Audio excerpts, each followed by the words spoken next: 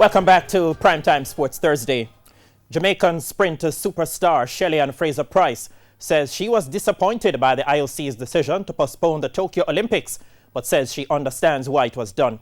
The 33-year-old, who won her fourth World Championship title in 2019, was looking to compete in her final games this summer after winning 6 Olympic medals, including gold in the 100 meters in 2008 and 2012.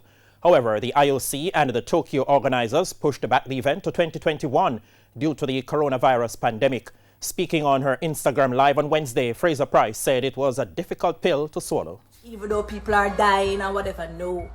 The human side of us will always be there. You can't take that away. So I'm disappointed because coming from a world championship, you know, mentally, and you're physically, you're in training, you're preparing to do your thing. I really wanted to have the Olympics this year, and I wanted to go to the 2021 World Championship in Portland, in Eugene, because that's closer to home, so a lot more of my friends and my families can get to come.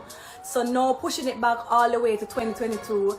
I am 33 now, so you know, you kind of don't want to stay too long, because to be honest, I've achieved a lot and I'm really grateful for that.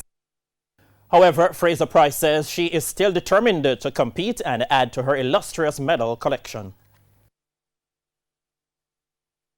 I'm still preparing, I'm still in training, and it's the same commitment, the same motivation, the same passion.